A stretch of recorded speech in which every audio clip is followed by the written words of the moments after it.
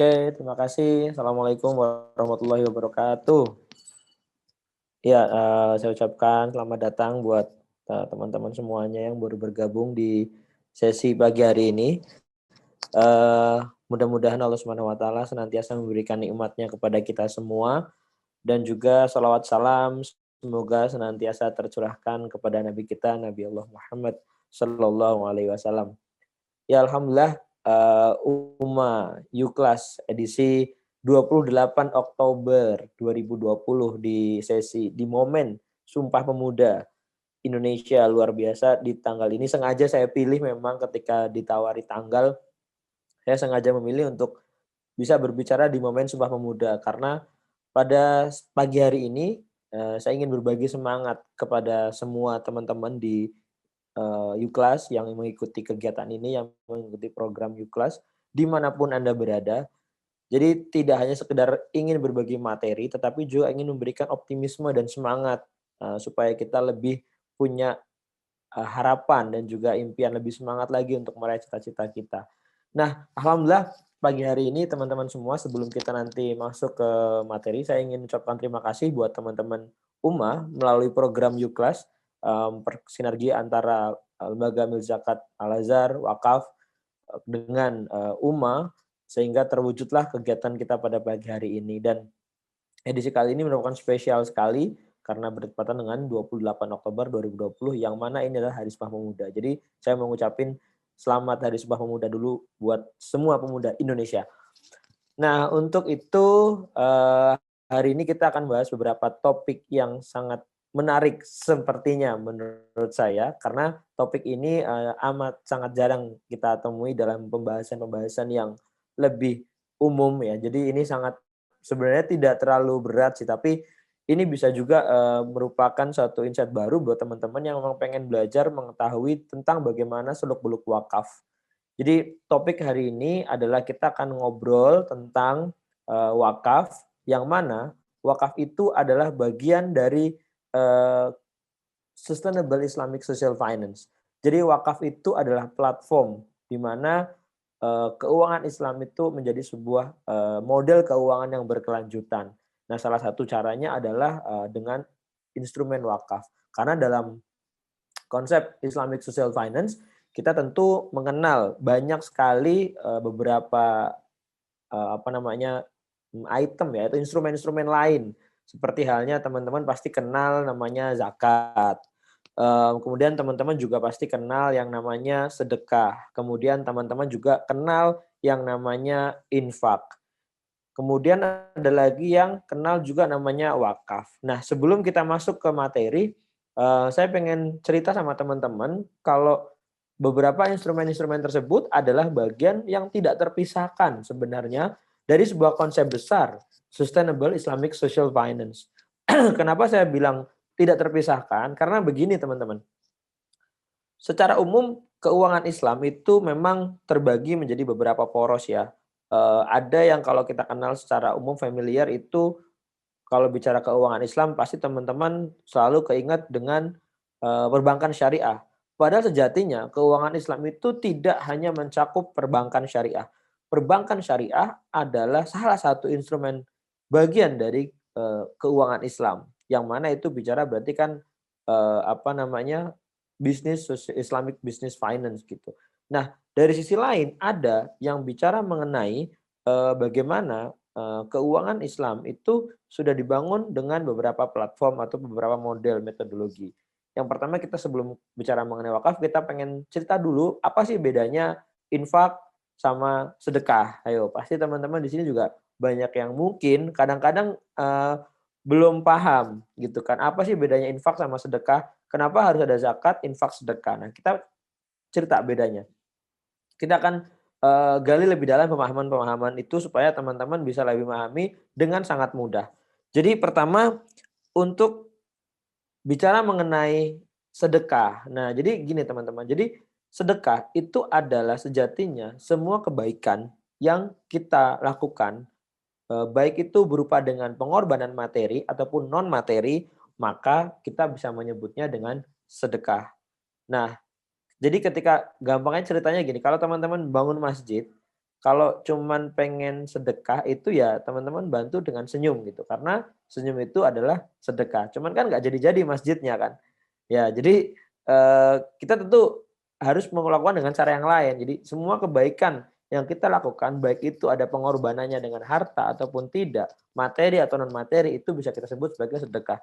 Jadi berbuat baik, berbuat sesuatu yang positif itu bisa kita sebut sedekah, berbuat kepada orang lain ya. Kemudian yang kedua, dalam konsep sedekah itu kemudian ada yang modelnya sedekah yang berbasis harta ataupun sedekah yang mana itu kita itu bisa disebut sedekah dengan harta itu yang namanya infak. Nah, jadi infak itu adalah perbuatan teman-teman atau kita ketika bersedekah tapi menggunakan harta. Maka itu disebut infak gitu. Yang cenderung memang materi lah, ada materinya gitu. Berapa aja nilainya? Monggo, itu bagian dari infak gitu. Nah, infak ini kemudian ada yang wajib, ada yang tidak wajib atau yang bisa kita sebut dengan sunnah. Yang wajib itu seperti apa? Nah, infak yang wajib salah satunya adalah zakat. Nah, gitu ya. Jadi zakat merupakan bagian dari kategori infak karena kita mengorbankan harta kita, membayarkan sejumlah uang sesuai dengan perintah Allah Subhanahu wa taala di dalam Al-Qur'an. Kemudian itu didasarkan pada koridor-koridor tertentu atau kepada klausul-klausul tertentu. Karena zakat yang membedakan dengan infak biasa adalah zakat itu dikeluarkan nilainya sudah ditentukan sebesar 2,5% dari jumlah harta kita yang tertentu, itu yang kita sebut sebagai nisab. Nah, gitu ya. Nisab itu kan kadar tertentu yang kemudian ditentukan sampai batas minimal kita wajib atau mengeluarkan zakat. Nah, itu ada kadarnya. Kemudian penerima manfaatnya pun sudah ditentukan oleh Al-Qur'an. Ada 8 asnaf, ya kan? Nah, 8 asnaf, ada fakir, miskin, ada amil, ada ghorimin, dan lain sebagainya. Pokoknya ada 8 asnaf di situ. Kemudian ini yang disebut dengan zakat. Jadi zakat itu adalah skema keuangan yang mana ini wajib dibayarkan oleh umat Islam apabila telah memiliki nilai harta tertentu yang kita sebut dengan nisab. Nanti pembahasannya mungkin dengan teman-teman yang lain ataupun dengan narasumber yang lain yang mendalami tentang zakat.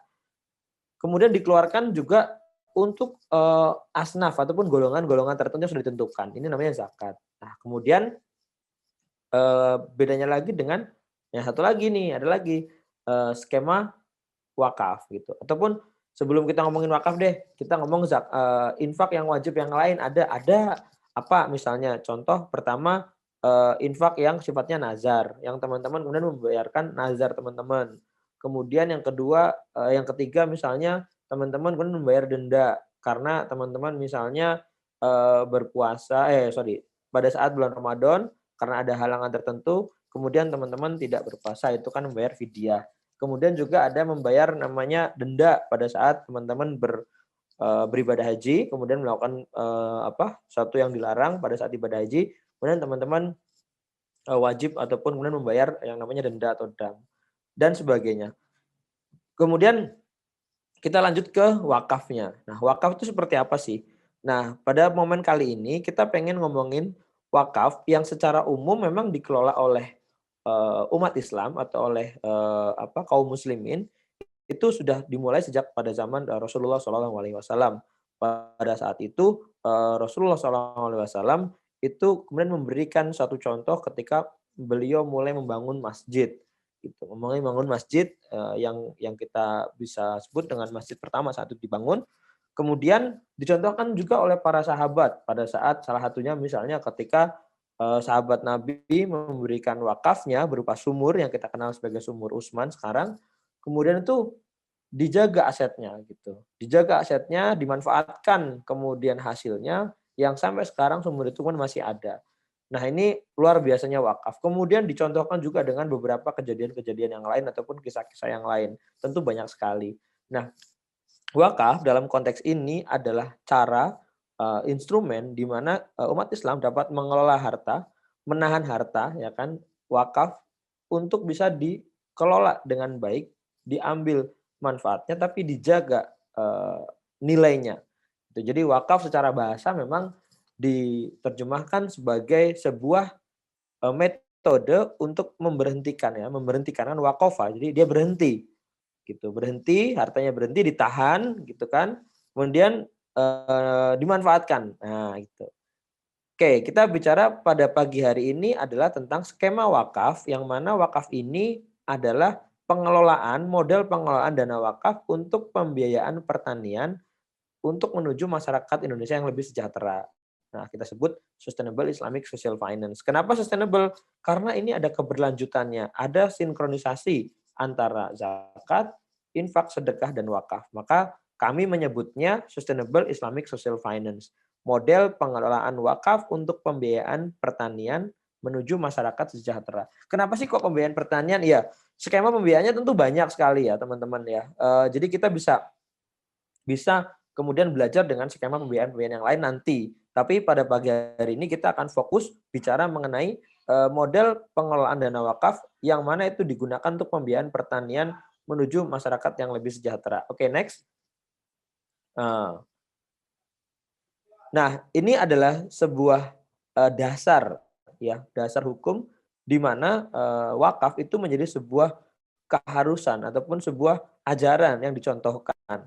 Kemudian dalam surat Al-Munafiqun ayat ke-10, dan belanjakanlah sebagian dari apa yang telah kami berikan kepadamu sebelum datang kematian kepada seorang di antara kamu. Lalu ia berkata, ya Robku, mengapa engkau tidak menangguhkan kematian sampai waktu yang dekat dan menyebabkan aku dapat bersedekah dan aku termasuk orang-orang yang soleh.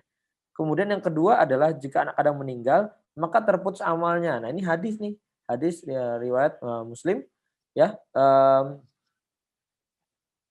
Ada 3 perkara, teman-teman. Di situ ada sedekah jariah, ilmu yang bermanfaat, dan doa anak soleh gitu. Nah, kemudian yang kita sering sebut sebagai dasar dianjurkannya wakaf adalah sedekah jariah, di mana ini merupakan satu model yang mana pahalanya tidak terputus. Jadi ibadah yang kemudian pahalanya terus-menerus bertumbuh. Oke, next-nya. Nah, kita bicara pagi hari ini, sebelum kita ngomongin konsepnya, kita pengen cerita dulu tentang sejarah pengelolaan wakaf di YPI Al-Azhar. Boleh di next lagi? Nah, ini ya teman-teman ya. Jadi YPI Al-Azhar secara organisasi dulu dibentuk pada tahun 1952, kurang lebih sekitar tanggal 7 April. Kalau bicara dari SK yayasannya, saat itu ceritanya ada 14 tokoh umat Islam pada masa itu yang mereka kemudian bersepakat untuk membentuk suatu organisasi yang disebut sebagai Yayasan Pesantren Islam. Jadi singkatannya YPI itu adalah Yayasan Pesantren Islam.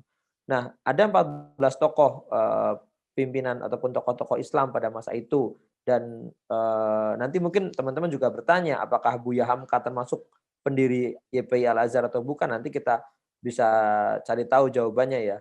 Jadi pada masa itu 14 tokoh ini itu ternyata tidak termasuk Buya Hamka. Jadi kesimpulannya adalah Buya Hamka itu bukan pendiri YPI Al-Azhar, tetapi beliau adalah tokoh yang kemudian membesarkan YPI Al-Azhar, dan beliau merupakan salah satu ketua YPI Al-Azhar.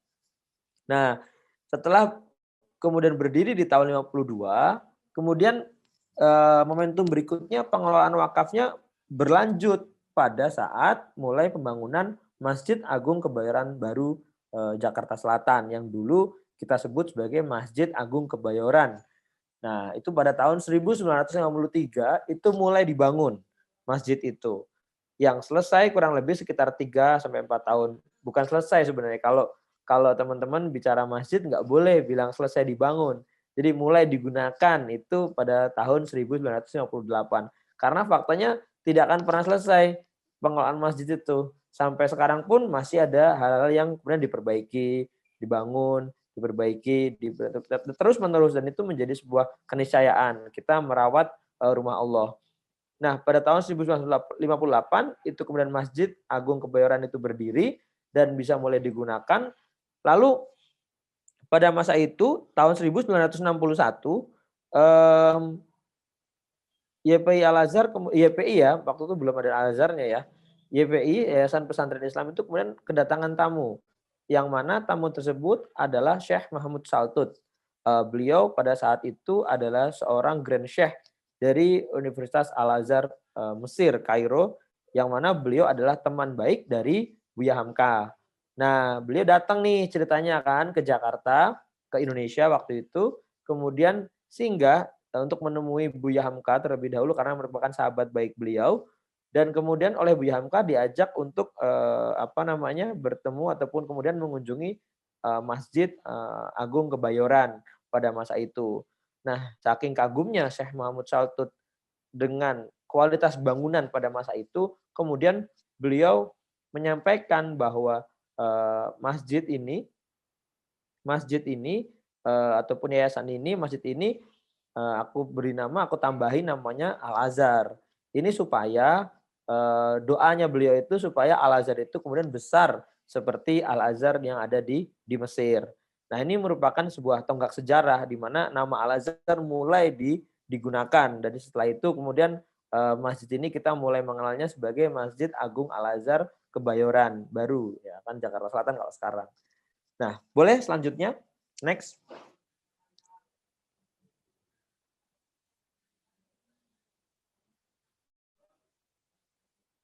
Nah, kemudian wakaf sendiri setelah, melalui momentum bersejarah tersebut dari, kedatangan Syekh Muhammad Saltud, kemudian pengelolaan wakaf Al-Azhar terus berlanjut ya, pengelolaan wakaf di Al-Azhar, sorry.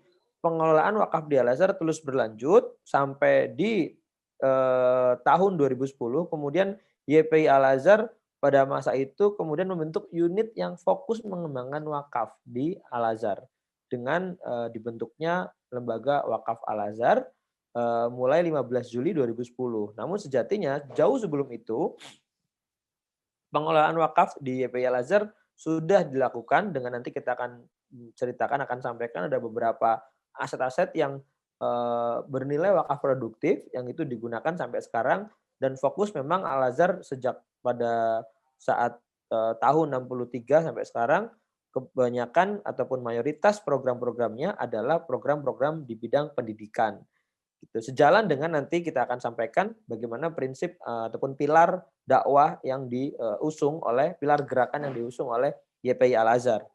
Nah, pada tahun 2010, 15 Juli tepatnya, itu muncul SK dari YPI Al-Azhar nomor 10, tahun 2010 untuk pembentukan unit wakaf Al-Azhar. Nah, setahun kemudian kurang lebih di 6 Oktober 2011, lembaga ini mulai terdaftar sebagai nazir wakaf, berbadan hukum di BBI dengan nomor registrasi 31.71.31.0006. Nah, lalu berlanjut pada tahun 2014, tepatnya kurang lebih di tanggal 11 Februari, maka lembaga ini kemudian tercatat juga sebagai nazir, wakaf uang BWI dengan nomor registrasi 33.00.033. Selanjutnya, jadi ini merupakan momentum yang sangat luar biasa ya. Jadi dalam pengelolaan wakaf di Indonesia, itu kita mengenal ada 2 model, ada yang namanya kita sebut sekarang sebagai lembaga nazir wakaf, yang mana tuh bisa mengelola wakaf, aset, wakaf apapun gitu. Kemudian ada lagi skema yang kedua, wakaf uang atau wakaf melalui uang. Nah, itu harus terdaftar juga di Badan Wakaf Indonesia. Next-nya. Nah, ini beberapa capaian ya, teman-teman semua yang hadirin yang pada pagi hari ini menyimak, U-Class untuk wakaf. Wakaf dalam angka YPI Al-Azhar. Next. Nah, sampai saat ini itu sudah kurang lebih 280 lembaga pendidikan formal yang dikelola, oleh YPI Al-Azhar, baik itu dari tingkat TK sampai universitas. Ini sebagian besar juga ada yang, dengan model skema kerjasama antara YPI Al-Azhar dengan yayasan-yayasan mitra yang ada di daerah-daerah. Next-nya. Kemudian saat ini juga, telah berjalan, yang ini mungkin teman-teman juga jarang dengar ya, ada 6 lembaga non formal yang dikelola oleh YPI Al-Azhar dengan nama Rumah Gemilang Indonesia. Ini saat ini ada 6 kampus, dari Aceh, kemudian ada di Depok, kemudian ada di Jakarta Timur, di sentra primer, kemudian ada di Magelang, dan juga ada di Surabaya, serta yang terakhir kemarin baru buka ada di Yogyakarta. Ini ada 6 lembaga non formal, dengan nama Rumah Gemilang Indonesia yang mana, kegiatan ini adalah kegiatan pendidikan secara gratis, full beasiswa untuk anak-anak muda di Indonesia. Nah, makanya ini pas banget sebenarnya dalam momentum bagaimana peran Al-Azhar untuk membangun generasi muda di Indonesia melalui zakat, infak, dan sedekah. Jadi teman-teman bisa kemudian banyak terinspirasi mudah-mudahan karena inilah concern kami dan ini gratis untuk siapapun. Kalau ada yang pengen daftar bisa dibuka di www atau www.rumahgemilang.com. Itu nanti teman-teman bisa dapat informasinya di situ untuk mengetahui lebih lanjut bagaimana sih caranya mendaftar di Rumah Gemilang Indonesia. Ada 9 jurusan yang teman-teman bisa pilih, namun tidak semua tersedia di kampus Depok ya. Jadi ada beberapa kampus yang hanya tersedia 1 atau 2 jurusan saja. Itu jurusan dari 9 tuh banyak banget, ada dari kelistrikan, otomotif, foto video, kemudian tata busana, desain grafis, kemudian ada aplikasi perkantoran, teknik komputer jaringan, otomotif, kemudian ada rekayasa perangkat lunak dan juga kelas kuliner halal. Ini keren banget, ada 9 jurusan yang saat ini dijalankan oleh lembaga Rumah Gemilang Indonesia. Next. Nah, saat ini juga YPI mengelola kurang lebih ada 10 masjid raya ya di Jabotabek. Banyak deh dari Masjid Agung Al-Azhar termasuk di situ, kemudian ada di Cikarang, ada di Pamulang dan sebagainya. Kurang lebih sekitar 10 masjid Raya Al-Azhar yang saat ini dikelola sebagai pilar dakwahnya. Next.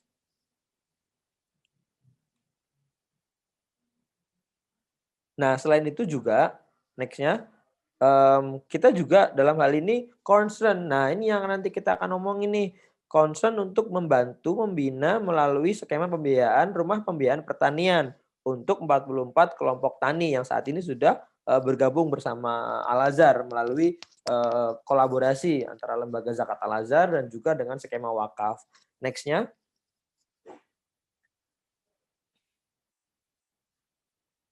Nah, selain itu juga kita memiliki ataupun menggerakkan 5 perusahaan yang bergerak di bidang properti, percetakan, IT, kemudian tour and travel. Kalau yang teman-teman mungkin sering dengar Al-Azhar Tour and Travel, kemudian ada IT development itu yang kita kenal sebagai USA ataupun Uswah Salam Al-Azhar, kemudian properti ada PT Berkah Gemilang dan sebagainya. Next.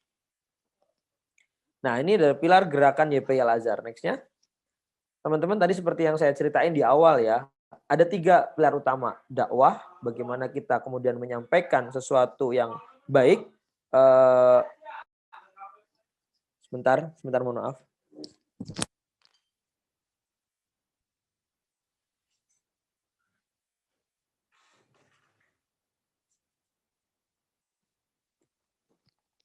Ya, maaf teman-teman ada gangguan sedikit. Jadi agak kurang jelas ya. Oke, kita lanjutkan ya. Untuk selanjutnya ada di bidang pendidikan yang kita kenal juga dengan sekolah-sekolahnya. Kemudian yang terakhir adalah pilar sosial. Next-nya.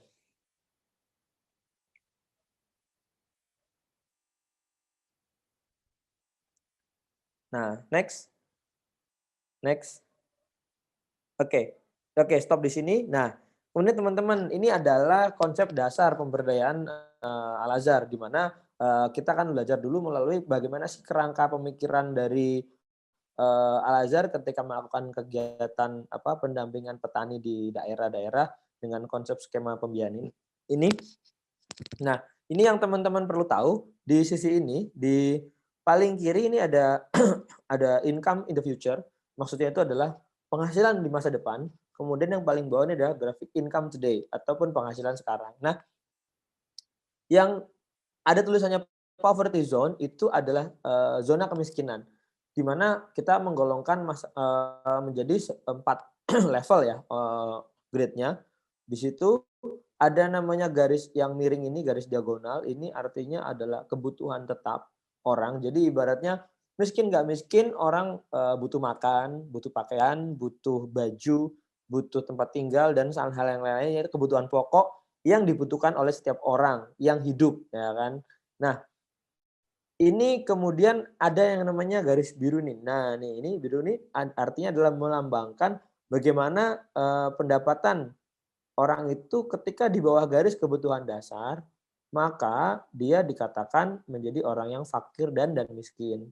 Nah, pada titik tertentu, kemudian ketika ini bersinggungan dengan garis diagonalnya, ini dinamakan equilibrium atau titik impas. Yang kita sebut di sini adalah kebutuhan dasarnya itu tercukupi gitu. Kebutuhan dasarnya tercukupi sehingga di situ titik di mana kebutuhan berbanding lurus dengan pendapatan. Jadi ketika pendapatannya 5 juta ya kebutuhannya kurang lebih sekitar 5 juta.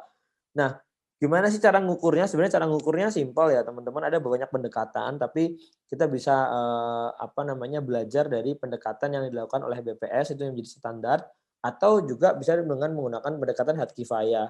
Had Kifayah itu sebuah metode untuk mengukur tingkat kemiskinan seseorang, tingkat kebutuhan yang dimiliki oleh seseorang, konsumsinya, sehingga itu orang tersebut kita katakan impas, titik impasnya gitu, kebutuhan dasarnya. Nah, itu kurang lebih kalau bicara satu keluarga ya mungkin di angka sekitar 3,5 juta atau 4 juta lah. Itu untuk yang kurang lebih ya kita anggap keluarga sederhana lah. Pas banget di situ. Jadi di bawah itu kita bisa sebut sebagai keluarga yang miskin ataupun yang fakir atau rentan dengan kefakiran. Nah, kemudian ada empat anak tangga ya atau 4 tahapan yang kemudian kalau Al-Azhar mendampingi maka kita dorong untuk bisa setiap pihak-pihak ataupun penerima manfaat yang kita dampingi setidak-tidaknya itu dapat melampaui tangga per tangga gitu ataupun step by step-nya. Nah, yang pertama adalah zona merah di situ adalah property zone, itu di mana tingkat kebutuhannya dasar itu tidak terpenuhi dengan penghasilannya.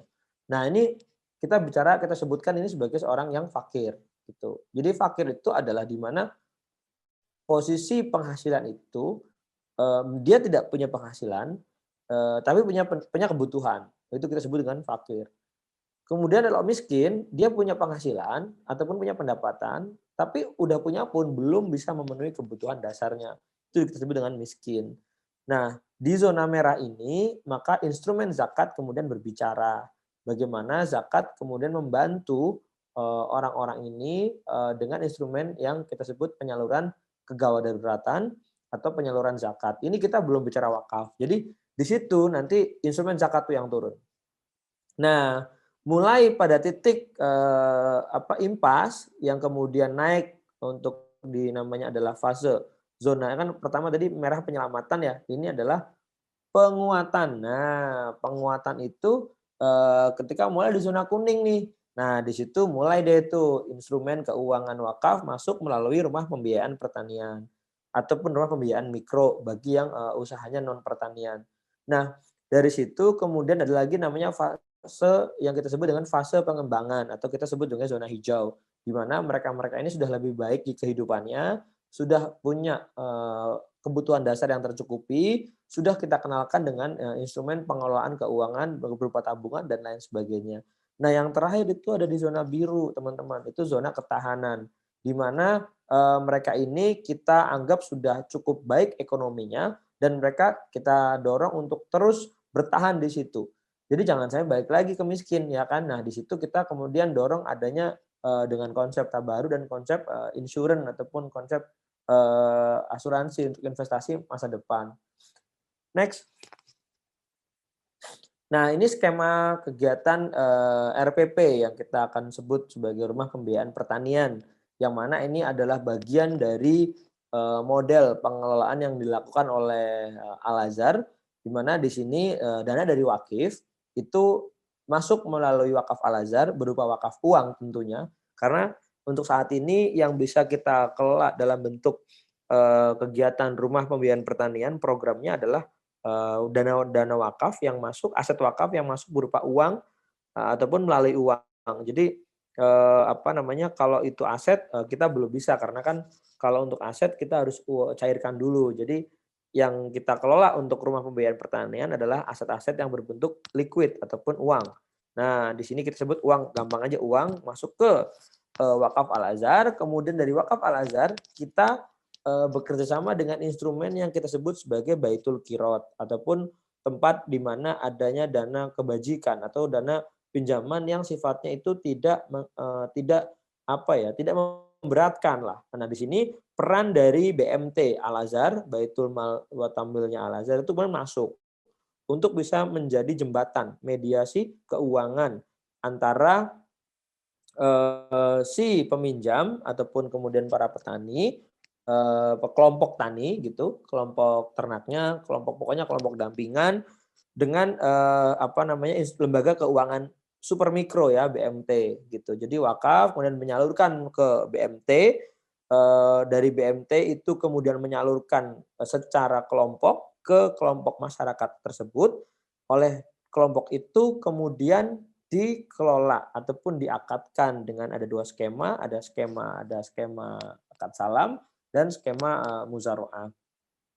Nah, kemudian skemanya bagaimana? Ya ceritanya kira-kira gini, gampangannya si petani itu kan kalau mau apa namanya, kalau mau menanam pada musim panen, musim tanam itu kan membutuhkan modal. Nah, seringkali kebanyakan petani-petani ini kemudian meminjam uang ke lembaga-lembaga keuangan yang tidak ramah terhadap petani. Kita tidak bisa sebut satu persatu, tapi intinya tidak ramah terhadap petani. Bagaimana tidak? Karena pada saat pinjaman itu diberikan misalnya katakanlah di bulan Januari, maka di bulan Februari petani-petani ini harus bayar. Ini tentu sangat tidak ramah karena bagaimanapun mereka baru akan panen itu mungkin paling cepat 3 sampai 4 bulan ke depan. Itu kalau bicara konteksnya padi. Kalau bicara, varietas yang lain atau tumbuhan-tumbuhan yang lain, tanaman yang lain, itu tentu tidak serta-merta kemudian tiba-tiba panen dan, bisa mereka kemudian membayar. Nah, akhirnya yang terjadi apa? Akhirnya yang terjadi adalah sebagian dari para petani-petani ini kemudian melakukan pekerjaan yang lain. Misalnya dengan ngojek, kemudian dengan menjadi tukang, dan lain sebagainya. Yang mana hasilnya ini digunakan untuk membayar cicilan, atau membayar tanggungan, kewajiban mereka terhadap lembaga-lembaga keuangan-keuangan yang memberikan mereka, modal gitu. Nah, maksud dan tujuan, lembaga keuangan kita hadir di sini adalah untuk memudahkan akses petani, supaya mereka itu mendapatkan pembiayaan yang ramah, sesuai dengan karakteristik, hasil pertanian yang mereka budidayakan. Nah, ini penting sekali ya teman-teman ya, karena bagaimana tidak penting, karena ketika kemudian mereka dapat pembiayaan seperti ini, karakternya disesuaikan dengan petaninya, nanti kita ajarin di situ ada mekanisme istilahnya mekanisme apa ya namanya kalau kita sebut sebagai penambahan nilai nilai tambah ya, nilai tambah, jadi value added. Jadi, hasil panennya itu tidak serta-merta langsung dijual, tapi kita juga ajarkan bagaimana, mekanisme penyimpanannya di, gudang yang kita sebut sebagai lumbung atau bersama-sama di situ dengan kelompok yang lain. Kemudian di situ juga kita skemakan begini, kira-kira skemanya begini deh, mmm saya nih butuh modal untuk, 4.000 meter kurang lebih, 4.000 meter ataupun 1 hektar, kurang lebih butuh berapa, misalnya sebut saja 5 juta, sebut saja 5 juta ya. Kemudian dari situ, besarannya kita tentukan dari mana, kita menentukan besarannya dari setiap petani itu akan digabungkan dalam sebuah kelompok. Nah, kelompok ini kemudian akan memberikan semacam informasi yang mana informasi itu adalah bagian dari cara kita mengetahui karakteristik, petaninya. Jadi ini bagian dari identifikasi atau profiling, kapasitas, karakter, dan juga, kemampuan untuk pengelolaan, dananya. Misalnya 2 kali panen rata-rata, 2 kali panen terakhir rata-rata berapa? Oh rata-rata 2 kali panen itu, 4 juta. Ya udah berarti kita akan meminjamkan uang senilai 4 juta di awal. Yang mana uang itu dapat digunakan oleh para petani untuk membeli bibit dan juga memenuhi kebutuhan-kebutuhan pertanian yang lain. Nah, dari situ, kemudian nanti ketika pada saat, panen mereka baru membayar. Jadi tidak ada apa ya, unsur yang kita sebut sebagai, ribanya di situ. Nah, untungnya dari mana? Nah, untungnya begini teman-teman, jadi kita memberikan akadnya itu menggunakan skema akad salam. Jadi misalnya nih, apa, harganya nanti dipanen kira-kira berapa, harga taksiran ya namanya, harga taksiran. Nah, katakanlah, oh 10.000, udah 10.000 kan dikunci. Jadi, nanti si Baitul Qirot ini ataupun kelompok itu akan membeli hasil panennya, eee, sebesar 10.000. Nah, itu kemudian dibayarkan di awal. Jadi petani itu mendapatkan, modal dari awal, kemudian nanti dijual kembali ataupun serah hasil ke lembaga keuangannya ataupun lembaga kelompoknya, sorry, ke kelompoknya. Nah, ini yang menarik teman-teman karena ini memungkinkan para petani untuk tidak pertama tidak kena sistem ijon, kemudian tidak kena sistem riba-riba yang kemudian memberatkan mereka dan lain sebagainya. Intinya ini akan sangat meringankan mereka buat kedepannya. Nah, lalu dari situ ketika ada keuntungan, maka keuntungan itu kemudian dibagi dengan BMT, kemudian dari BMT ataupun Baitul Qira tadi kemudian menyalurkan lagi ke wakaf. Nah, dari wakaf kemudian menyalurkan lagi ke zakat. Nah, jadi wakaf sebagai sentralnya nih. Harusnya sebagai peran sentral skema pembiayaan yang dilakukan untuk membantu mengembangkan para petani di Indonesia. Kemudian dari wakaf menyalurkan lagi sebagian manfaatnya di lembaga zakat al-Azhar untuk apa? Untuk digunakan sebagai pendampingan yang mana ini sebagai salah satu mekanisme untuk mengurangi resiko terjadinya fraud ataupun terjadinya hal yang tidak diinginkan seperti gagal bayar, kemudian juga ada istilahnya menjadi satu metode untuk menanggulangi ataupun menjadi langkah preventif untuk gagal panen dan sebagainya. Nah, ini teman-teman yang mungkin menarik dan ini mudah-mudahan menjadi satu hal yang bisa kita cermati bersama. Untuk detailnya mudah-mudahan pada saat nanti ada waktu kita bisa diskusi bareng lagi. Next-nya. Nah, ini proses pendampingannya teman-teman. Jadi proses pendampingannya itu tidak ujuk-ujuk ya, tidak tiba-tiba teman-teman datang ke desanya lalu kemudian tiba-tiba ngumpulin petani, halo halo sini kumpul-kumpul ya, enggak gitu ya. Jadi kita di sini ada beberapa step, teman-teman, ada beberapa langkah yang bisa kita lakukan. Pertama adalah sosialisasi dan seleksi petani yang ada di KSM. Jadi basically sebenarnya kelompok-kelompok itu sudah terbentuk. Karena mereka itu berkelompok, maka ini akan lebih mudah dalam hal pengkondisian. Dari situ kita kemudian lakukan assessment. Assessment yang kemudian namanya kita dorong untuk adanya pembentukan kelompok petani sejati, ya kan. Kemudian di situ kita lakukan kemudian ada pembiayaan akadnya. Jadi ada akadnya berkelompok. Lalu ada masa pendampingan, proses penanamannya, kemudian sampai panen, kemudian ada pembayaran, ya kemudian ya enak deh gitu. Pokoknya setelah itu kemudian selesai. Itu alurnya kira-kira begitu tahapan-tahapannya sehingga hal semacam ini bisa lebih lebih memudahkan lah para petani gitu. Next.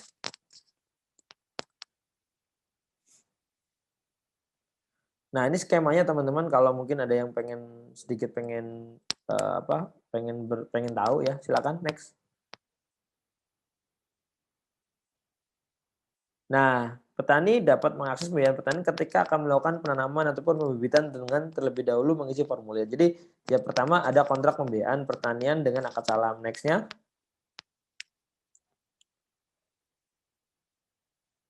Nah, hasil panen dari 2 kali panen ke belakang itu kan itu menjadi hasil nilai maksimal pembiayaan gitu. Nah, kemudian yang kedua adalah item luasan sawah yang akan dijadikan produk produksi itu berapa. Kemudian kepemilikan sawahnya itu juga akan menentukan besaran pembiayaan yang diberikan. Next. Nah, jadi skema pembiayaan ini intinya nanti memungkinkan para petani itu memperoleh modal yang murah dan kemudian membayarnya nanti pada saat setelah panen. Tapi harga dan jumlah yang akan dibeli itu dilakukan pada saat akad jual beli. Jadi pada saat akadnya nih misalnya oke ya, luasan kamu misalnya katakanlah 1 hektar. 1 hektar itu bisa produksi berapa? Oh, sebut saja misalnya saya bisa produksi 10 ton misalnya. Misalnya ya, 1 hektar 10 ton. Ya udah berarti 10 ton itu nanti silakan store 10 ton ke saya senilai katakanlah setiap 1 ton itu katakanlah nih ya, masalahnya contoh aja 1 juta misalnya. 1 juta berarti kali 10. Nah, 10 ton 10 juta nih. 10 juta silakan nanti store ke saya pada saat setelah panen 10 juta gitu. Jadi kita berikan tuh di situ. Nah, padahal misalnya katakanlah ketika lembaga ataupun ketika pada saat panen itu kita bisa menjual hasil dari pertanian itu di atas 10 juta. Jadi itu menjadi keuntungan lembaga keuangan. Tetapi sejatinya itu tidak memudahkan dan tidak menzolimi para petani yang mana kadang-kadang justru malah dibelinya oleh tengkulak itu di bawah itu gitu. Jadi ya mereka kena 2 kali, kena bunganya kena sistem hijaunya kena. Jadi kena 2 kali, nggak enak sekali gitu ya. Next. Ya, next. Nah ini ya teman-teman ya, hasil pembayaran petani itu dikumpulkan di lumbung padi yang dimiliki oleh Saung Ilmu ataupun koperasi Gemah Ripah ataupun koperasi yang ada di lokasi tersebut. Jadi ini konteksnya, jadi kalau di Al-Azhar itu ada instrumen pemberdayaan yang kita sebut sebagai Saung Ilmu, di mana ini merupakan satu wadah edukasi pemberdayaan untuk masyarakat, yang mana masyarakat itu bisa menggunakan Saung Ilmu untuk meningkatkan kapasitas mereka untuk berdiskusi, untuk berembuk lah. Ini untuk ketemuan lah sebenarnya. Untuk ketemuan, untuk ngobrol, untuk kongko-kongko, bicara mengenai bagaimana ke depan, bagaimana pengembangan pertanian di daerahnya masing-masing, bagaimana kegiatan pemberdayaan yang akan kita lakukan. Next. Nah, ini kita coba kenalan sama sistem lumbung. Intinya sistem lumbung itu sebenarnya sudah dilakukan ya oleh para petani kita dari zaman dulu. Kita bisa mengenal pada saat itu adalah lumbung padi misalnya gitu ya. Nah, di situ adalah mekanisme penyimpanan sebenarnya. Jadi ketika panen kemudian didorong ke lumbung padi, dari lumbung padi itu kemudian ada dua nih, ada yang dijual dengan memberikan nilai tambah, ada juga yang dilakukan dengan penyimpanan atau kita sebut dengan tunda jual. Nah, maksudnya gimana kalau penjualan nilai tambah? Ya gini teman-teman, kalau beras kita jual karung-karungan sama sekali nggak ada identitasnya, ya mungkin lakunya akan murah, curah. Tapi kalau kemudian petani diperkenalkan dengan metode pengemasan yang baik, maka itu akan menjadi nilai tambah buat mereka. Next.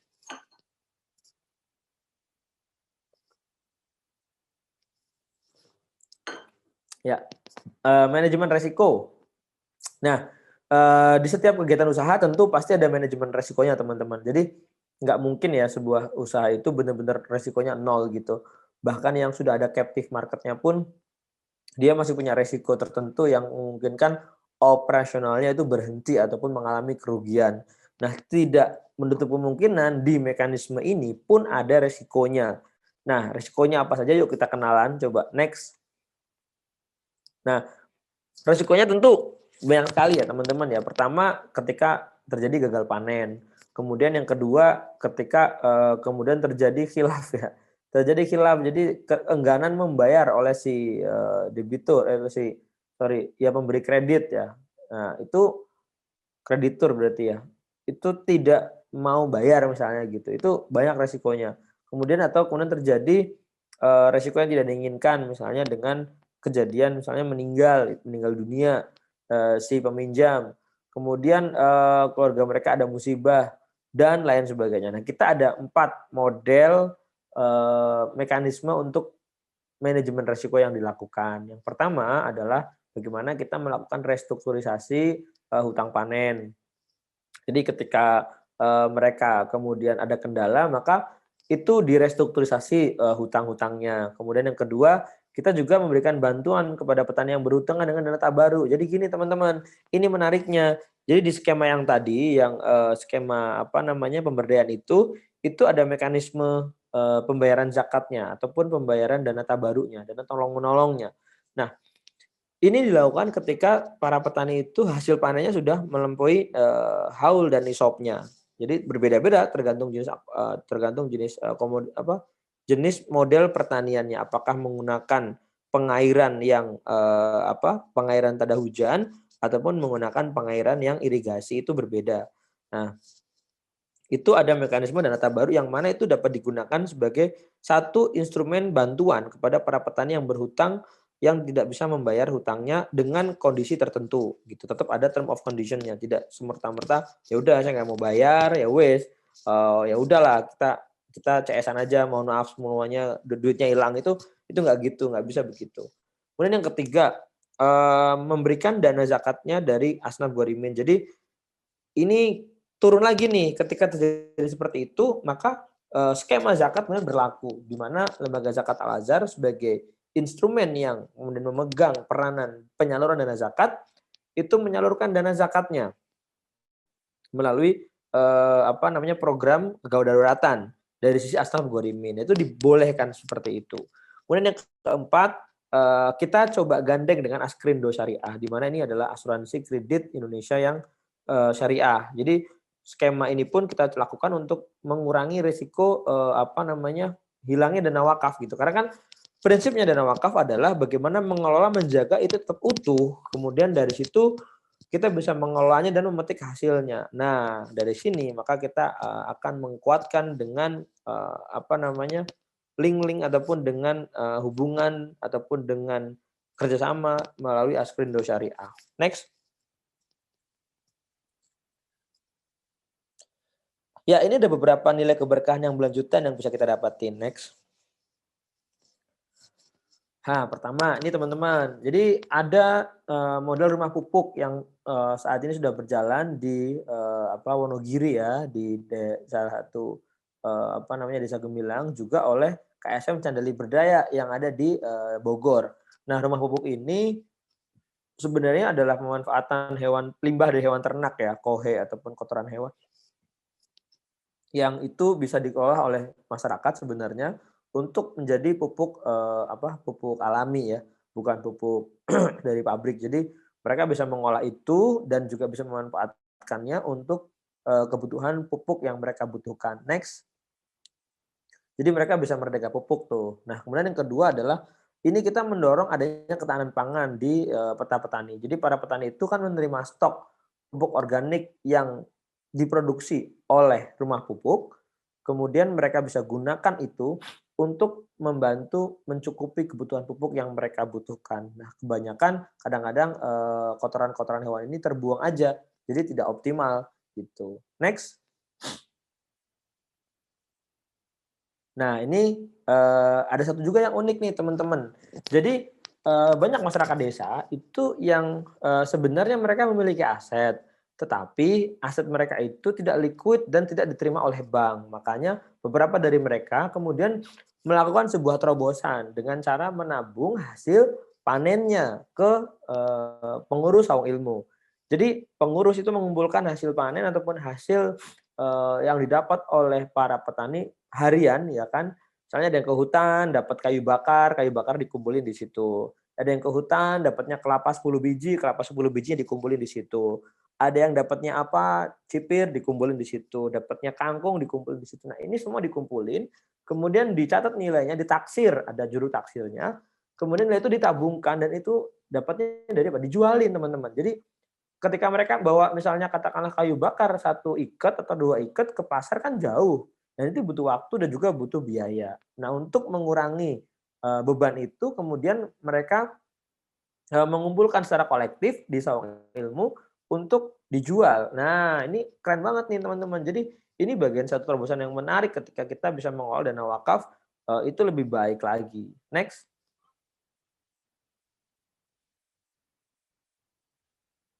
Next-nya. Nah, kita bicara mengenai pemanfaatan yang lain. Jadi udah bicara dari sisi petaninya, kita bicara dari sisi pendidikannya yang sesuai dengan karakteristik Al-Azhar ya. Jadi bagian-bagian yang menarik dari model pemberdayaan ini adalah kita juga bisa membantu pendidikan yang berkelanjutan yang diberikan kepada keluarga petani di desa. Jadi kenapa begitu? Karena pada saat kita kemudian mendampingi mereka-mereka ini, nantinya skema dari wakaf itu juga akan berkolaborasi dengan wakaf sosial, yang mana itu adalah wakaf-wakaf untuk pembangunan infrastruktur yang mendukung pendidikan ataupun pengembangan masyarakat desa. Nanti pada saat bagian akhir kita akan ada sebuah informasi buat teman-teman yang ingin bergabung untuk berwakaf melalui wakaf Al-Azhar. Next.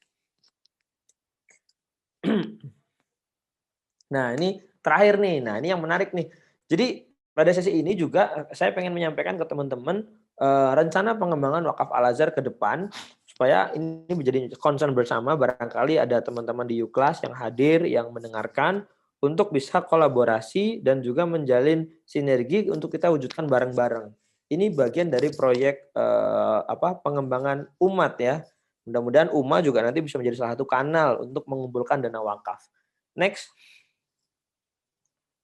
Nah, yang pertama adalah kita pengen adakan yang namanya pembebasan lahan pertanian untuk mendukung ketahanan pangan nasional. Jadi sejatinya agak beda ya teman-teman. Bagaimana kita menghitung potensi wakaf di Indonesia tuh bisa dikatakan kalau saya bilang sih sekarang tidak ada yang tahu persis ya besaran potensi wakaf. Karena kalau bicara wakaf maka semua aset yang dikelola saat ini adalah bisa diwakafin. Jadi banyak banget teman-teman. Beda dengan zakat. Kalau zakat kita bisa menghitung misalnya dengan teori pendekatan 2,5% dari PDB. Jadi kalau PDB-nya 1.000 maka 2,5%-nya tinggal dihitung. 1.000 triliun maka tinggal dihitung. Kalau 10.000 triliun ya tinggal dihitung berapa 2,5%-nya. Kalau 10.000 triliun berarti tinggal dihitung nanti 250 triliun kan gitu. Jadi itu bisa dihitung. Cuman kalau ngomongin wakaf, nah ini agak susah nih, agak susah. Potensinya besar sekali dan ini sangat terbuka lebar buat dikelola oleh umat Islam untuk mendorong ketahanan pangan. Nah, salah satu gerakan yang ingin kita dorong adalah bagaimana kita melakukan pembebasan lahan pertanian untuk mendukung ketahanan pangan nasional. Ini serbar di lokasi-lokasi desa binaan yang kita punya sekarang. Nah, teman-teman boleh berwakaf uang melalui wakaf Al-Azhar ataupun juga nanti melalui UMA sebagai partner strategis dari Wakaf Al-Azhar untuk bisa dikumpulkan donasi ataupun wakafnya. Nah, nanti bisa deh kita kolaborasi ataupun teman-teman pengen visit ke lokasinya langsung boleh, boleh banget. Next. Nah, kemudian yang kedua adalah pengembangan rumah pembiayaan pertanian dan pembiayaan mikro di 30 desa gemilang. Jadi teman-teman, apa yang tadi kami sampaikan pada model pengembangan rumah pembiayaan pertanian dan pembiayaan mikro itu baru satu model, namanya juga model baru satu nih. Nah, kita pengen mendorong adanya hal yang seperti ini, yang seperti gini nih ada di 30 tempat yang kita sudah bina sekarang. Ya kurang lebih gampangannya kalau satu tempat itu butuhnya katakanlah 500 juta gitu kan, berarti 30 tempat kurang lebih sekitar 15 miliar. Nah, ini menjadi satu yang bakal kita dorong ke depannya. Next. Nah, tadi kita kenal ya dengan namanya istilah lumbung pangan desa. Ini juga menjadi bagian dari wakaf sosial yang pengen kita dorong. Kita pengen bangun lumbung pangan desa di 30 desa gemilang yang dibina oleh Al-Azhar. Lumbung pangan ini fungsinya tadi ada dua ya, untuk sebagai media edukasi, pemberian nilai tambah produk hasil pertanian. Yang kedua adalah sebagai model skema tunda jual untuk mereka-mereka supaya lebih punya nilai di masa yang akan datang. Next. Nah, selain itu juga kita tidak lupa nih Al-Azhar tetap ngajak teman-teman buat gabung dalam rangka mendukung pengembangan kawasan halal industri. Kita pengen bikin pesantren vokasi yang mana jurusannya itu ada rekayasa perangkat lunak, animasi, AI, pertanian, pertahanan dan banyak lagi deh. Gitu. Intinya ini pengen mendorong adanya dukungan untuk pengembangan kawasan halal industri. Mungkin nanti kita akan sinergi juga dengan teman-teman dari kawasan ekonomi khusus dengan himpunan kawasan industri. Kita pengen kolaborasi sama mereka untuk bagaimana mendorong adanya pengembangan sumber daya manusia yang berbasis pesantren gitu. Next. Nah, saat ini kita juga mengelola yang namanya Al-Azhar Mineral Water, di mana ini merupakan satu terobosan ikhtiar dari YPI Al-Azhar untuk mendorong adanya usaha yang mana memenuhi kebutuhan air konsumsi yang ada di lingkungan YPI Al-Azhar. Jadi ini belum terlalu besar teman-teman, tapi sudah kita mulai langkahnya untuk bisa punya Al-Azhar Mineral Water sendiri karena kebutuhan di Al-Azhar sangat besar ya teman-teman. Next. Nah, selain itu juga kita saat ini juga sedang ada proyek pengembangan masjid nih. Ada 5 tempat, ada di Cikarang, ada di Karawang, ada di Pamulang, ada di Bintaro, satu lagi saya lupa saya. Ada lagi satu lagi. Nah, jadi kita punya pengembangan sekolah Al-Azhar dan juga masjidnya gitu. Nah, saat ini yang paling besar kebutuhan dananya adalah yang di Cikarang. Next. Oke, terima kasih. Mungkin itu saja dari saya.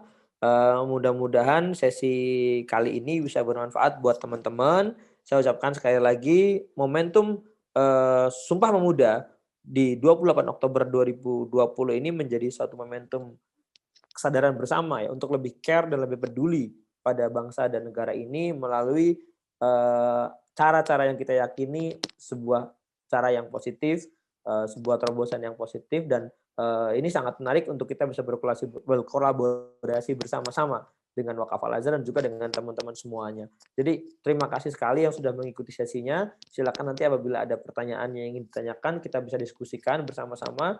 Dan saya juga mengucapkan mohon maaf apabila pada saat sesi penyampaian tadi banyak kekurangan, yang itu memang bersumber dari saya. Apabila ada kelebihan itu semata-mata semua karena Allah Subhanahu wa taala yang memudahkan, lisan saya untuk menyampaikan sebuah informasi yang baik kepada teman-teman semua. Sekali lagi saya ucapkan terima kasih buat Umma melalui program Yuklasnya atas sinerginya bersama Lembaga Zakat Al-Azhar dan juga Wakaf Al-Azhar. Mudah-mudahan kolaborasi ini banyak membawa berkah, ke depannya. Dan sebelum kita nanti sesi pertanyaan, maka teman-teman kita bareng-bareng dulu saksikan video yang akan ditampilkan oleh tim Umma berikut ini.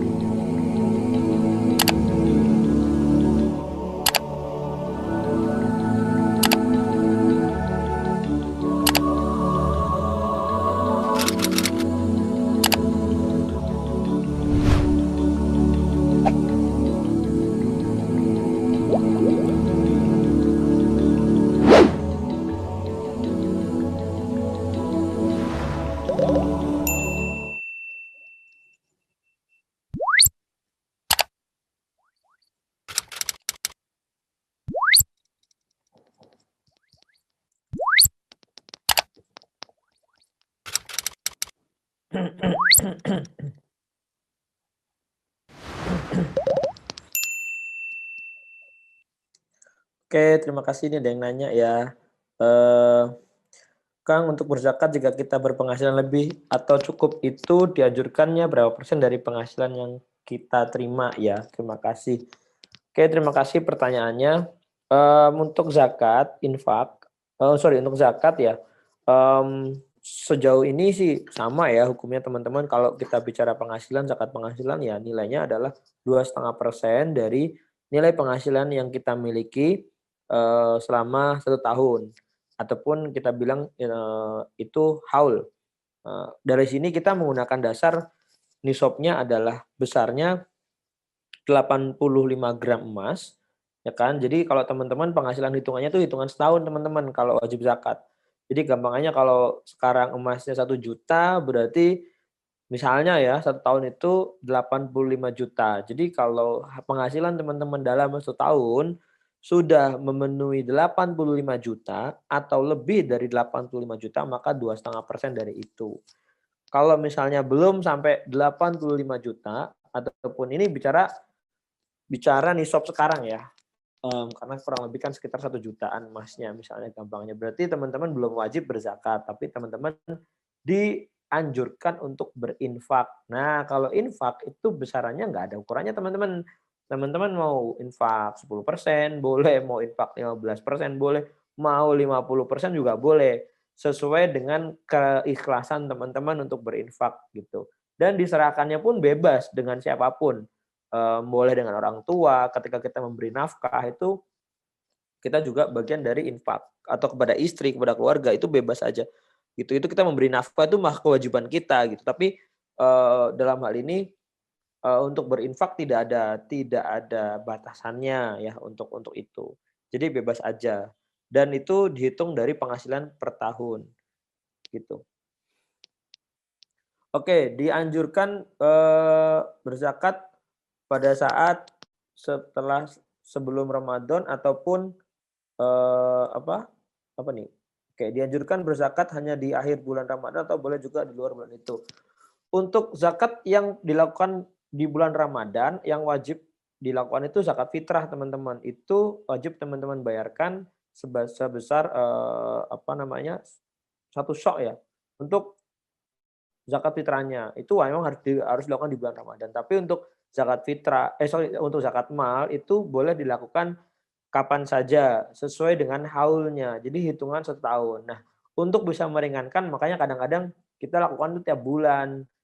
Jadi per bulannya itu kita ngeluarin sebagai dalam tanda kutip itu cicilan zakat ya. Sebenarnya itu hanya cara supaya kita lebih ringan dalam hal ini mengeluarkan zakat kita. Misalnya teman-teman gajinya sebulan 10 juta, berarti kalau setahun kan 120 juta. Maka teman-teman udah kena nisab dan udah kena haul.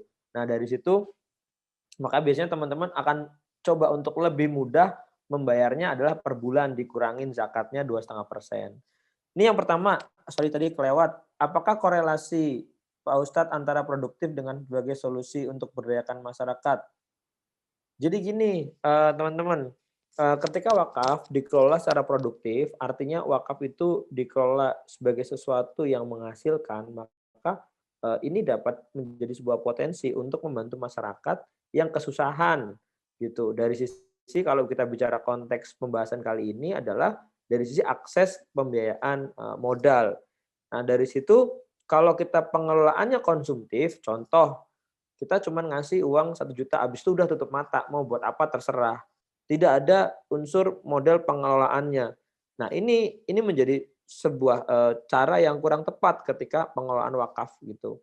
Nah, untuk bisa mendorong adanya keberdayaan, namanya juga kan berdaya. Berdaya itu kan kalau pemberdayaan kan proses memberikan sebuah kekuatan ataupun daya kan, daya kepada orang lain melalui kegiatan-kegiatan yang kita lakukan. Nah, dari situ ada proses upaya yang kita lakukan untuk mereka itu kemudian mandiri.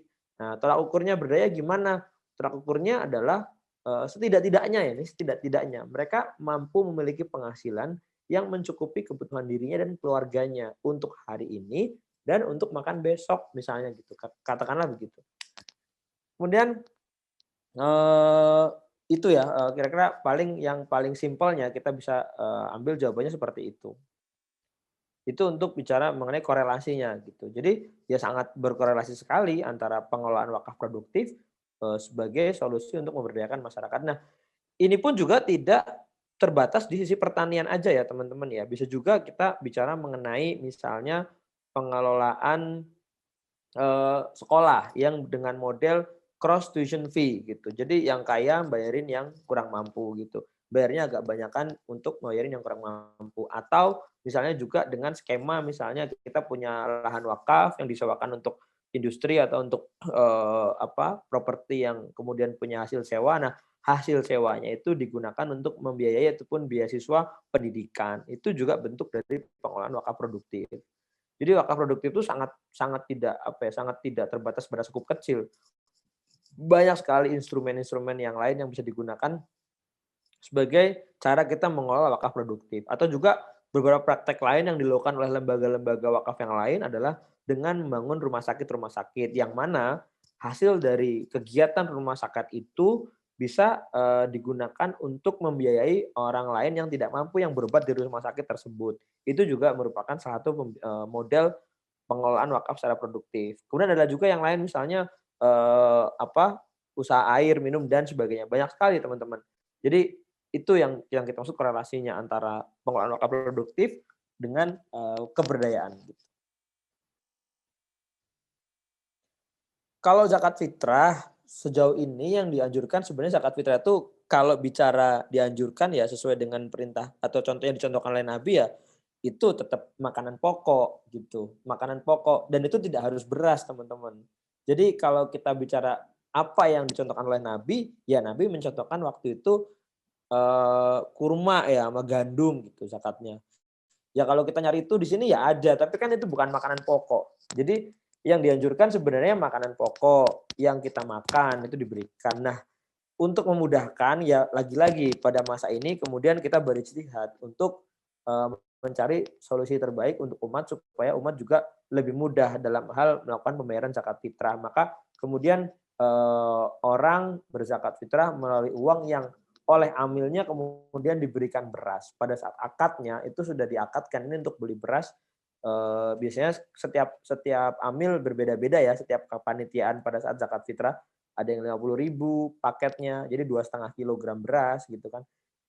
Dan itu tidak harus beras ya teman-teman, kalau misalnya di daerah lain makanan pokoknya itu misalnya katakanlah sagu, ya mungkin di sana akan sagu bukan beras. Jadi bisa berbeda setiap daerah sesuai dengan makanan pokok yang, ada di daerah tersebut.